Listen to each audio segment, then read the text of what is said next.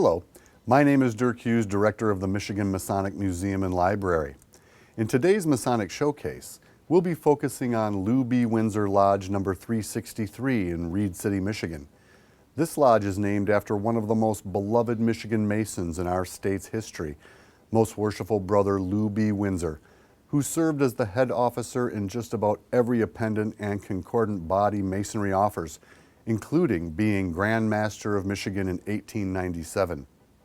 But this year, Lou B. Winsor Lodge can be proud of another landmark claim, being the home of Michigan's oldest sitting Worshipful Master, Worshipful Brother David Murray, who after being master of that lodge the first time in 1961, is once again serving as its leader at the age of 93.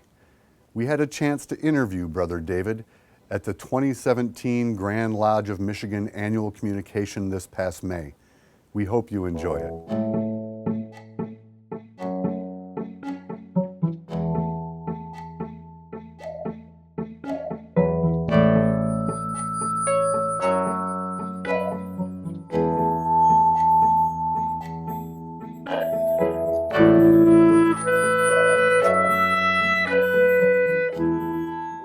We gather that you are the oldest sitting master in the state of Michigan, if not the entire country. I'm going to say the entire world, because I think it's a safe bet. What do you think about that? I'm not going to argue one way or the other. So how old are you? I'm older than dirt. At least that's what I tell people. And they ask me how I feel, and I tell them I'm fine, I'm sick in bed. People put me to work if I'm not sick in bed, and if they do put me to work, then that interferes with my hobby, which is procrastination. How often are you really sick in bed? Because that's what you told me on the phone when I called you about this. Well, I tell everybody I'm sick in bed. Doesn't make any difference. I haven't had a sick day. Well, let's see. I guess I've had a sick day or two now and then, but not very many. So what's your favorite part of ritual? I hear you're a pretty good ritualist, especially the apron talk. Is that? I do a pretty decent job, I'm told. What is it about it that you like so much? What it means? To me, it's an upright lifestyle. You do what you're supposed to do and do it right. Beautiful sentiment, brother. From your first time as Worshipful Master in 61 Yeah.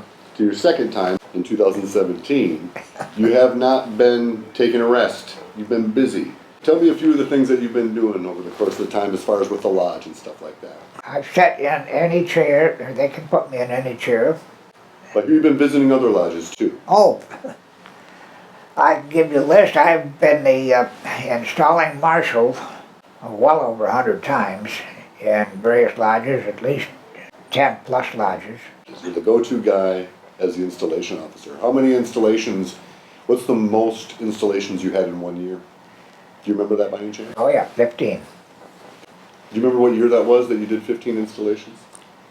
No, because I did that many, or we did that many more than once, but 15, 12, 15. When you were first master in 1961, that was just a couple of years after the very peak of Masonry. A lot of guys were Freemasons back then. Yep. What do you think about the younger guys coming in? Can we be hopeful?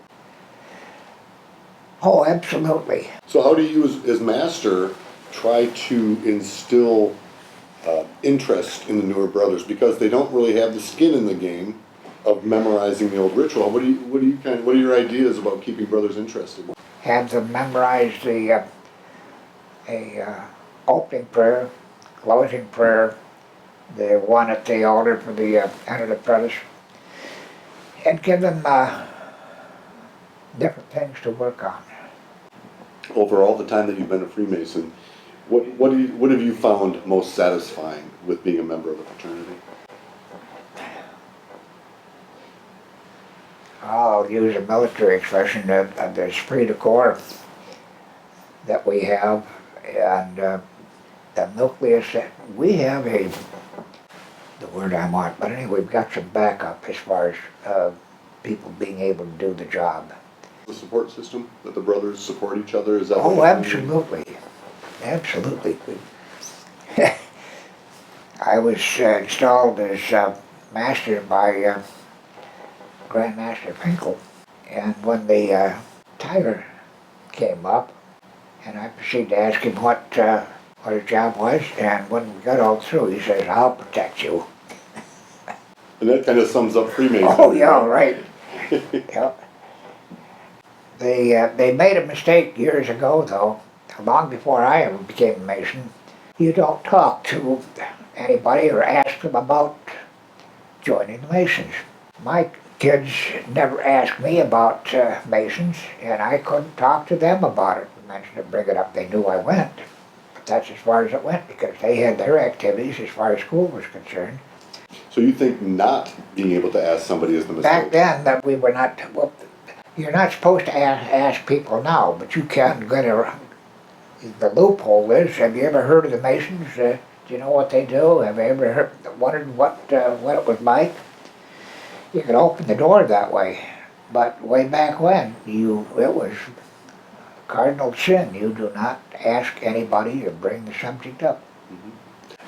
But hey, I really appreciate you doing this with us.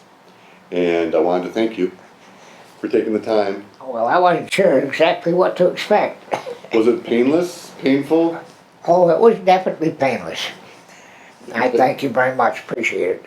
Awesome. Thank you, brother, for everything you've done for the fraternity and for us today.